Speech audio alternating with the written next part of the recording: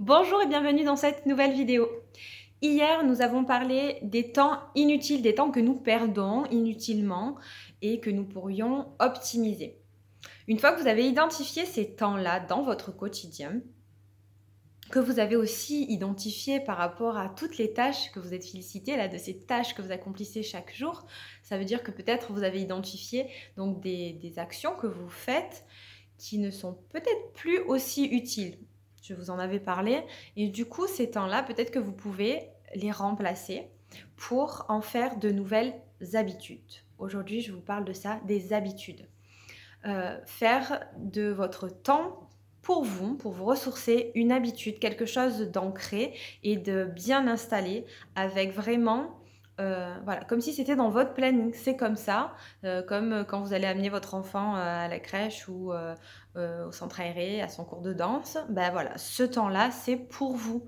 Ça paraît tout bête, mais pourtant, quand c'est ancré après, que ça devient une habitude, ça devient naturel pour tout le monde et tout le monde gagne. C'est en mode automatique et donc c'est OK pour tout le monde. Donc au début, n'hésitez pas à l'exprimer, à dire voilà, j'ai besoin de ce temps. Si vos enfants sont un peu plus grands, vous pouvez dire là, donc s'ils sont là, si vous ne les faites pas garder par exemple, qu'ils sont là, vous dites ce moment-là, il est pour moi et j'en ai besoin. Pendant ce temps, fais une activité qui te plaît et je le garde pour moi. Donc ça, c'est pour les temps que vous allez avoir pour vous ressourcer. Vraiment de l'intégrer dans votre quotidien. Petit à petit, ça va devenir comme des rituels et ça sera voilà, naturel pour tout le monde. Mais si vous ne le faites pas, très vite, vous allez oublier en fait ces temps-là et ça va, voilà, vous allez le faire une semaine, 2 semaines et puis après, ça va s'espacer parce que vous avez une autre activité et au final, vous n'allez plus le faire. Donc, imposez-vous ce temps-là pour votre bien, pour ceux de votre famille finalement, puisque c'est bénéfique pour tout le monde. Et ensuite, je vous propose aussi de ritualiser certains moments donc avec vos enfants. On en a parlé aussi dans la précédente vidéo. Je vous ai dit que vous pouvez aussi vous ressourcer avec vos enfants. Donc, ça peut être par exemple, je sais qu'avec ma fille, donc on fait de l'éveil musical. Je lui propose un atelier d'éveil musical, un atelier de sophrologie, un atelier de yoga.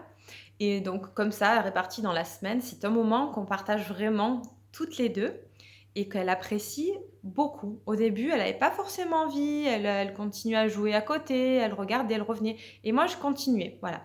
Je faisais cette activité, je lui avais proposé et je continuais. Petit à petit, en me regardant faire, elle a pris l'habitude de me regarder faire, donc toujours par imitation puisque les enfants, font aussi par imitation. Elle s'est mise à le faire avec moi et c'est un moment qu'on partage qui est un moment ressource pour nous 2 parce que c'est une activité personnellement qui me plaise, c'est des activités qui me plaisent, donc c'est un moment de ressource pour toutes les 2. Donc je vous invite à trouver comme ça aussi des temps dans votre quotidien, dans votre semaine où vous pouvez, intégrer des petits rituels avec un début, un cheminement et une fin d'activité où vous allez vraiment partager un bon moment. Donc même si au début c'est que 5 minutes, je vous assure que petit à petit vous allez pouvoir augmenter ces temps-là en intégrant d'autres choses à l'intérieur de ce corps d'activité et ils seront totalement OK. Si c'est une activité qui vous plaît, qui leur plaise, ça va se faire nickel. Et ça ressourcera tout le monde. Ça remplira les réservoirs affectifs et ça sera top. Juste pour une petite anecdote au niveau de ces activités, de ces habitudes, j'avais pour habitude au tout début, donc quand je vous disais en début de semaine que quand je m'accordais du temps, je faisais du ménage en fait. Mais c'était une habitude de dingue quoi. Au lieu de prendre du temps pour moi, le peu de temps que j'avais, je faisais le ménage. Et donc ça, c'est une habitude que j'ai pris et que j'ai changée.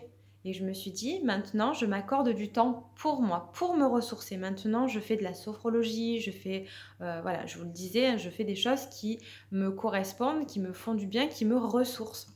Donc, juste, c'était pour vous montrer un exemple d'activité, d'habitudes, de mauvaises habitudes en fait que j'avais mises et qu'il fallait que je change. Donc ça peut être ça.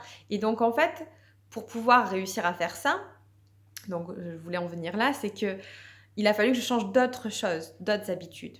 C'est que j'ai pris de nouvelles habitudes de partager par exemple les tâches ménagères avec ma fille. Ça me faisait passer aussi du temps avec elle, mes tâches avancées en fait. Et j'ai pu gagner mon temps vraiment que pour moi par la suite. Elle adore faire les tâches ménagères avec moi ou au moins observer comment je les fais. Elle apprend plein de choses. Donc du coup, avant, je me disais: «Bon super, je le fais quand elle n'est pas là». Parce que du coup, ça me permet d'aller plus vite. Mais en fait, je perdais du temps pour moi. Alors qu'en le faisant avec elle, elle, ça lui apprend quelque chose. Ça lui montre aussi un exemple. Et en même temps, je gagne vraiment du temps par la suite. Donc c'est une habitude, c'est un changement dans le quotidien. Donc il y a plein de petits ajustements comme ça qu'on peut faire vraiment. Et les habitudes, ça vraiment le fait une fois que ce soit ancré, ça se fait naturellement, il n'y a plus besoin d'y réfléchir et finalement plus personne va rouspéter pour ce moment-là. Vous vous accordez ce temps-là, vos enfants le savent, ils le comprennent. C'est un moment aussi pour eux pour faire autre chose qui leur plaît peut-être. Vous pouvez trouver quelque chose qui leur plaît. Et donc, c'est vraiment une chose à faire. Changez vos habitudes. Identifiez des choses que vous pouvez mettre en place et modifiez-le. Passez à l'action. Je vous dis à très vite pour la prochaine vidéo.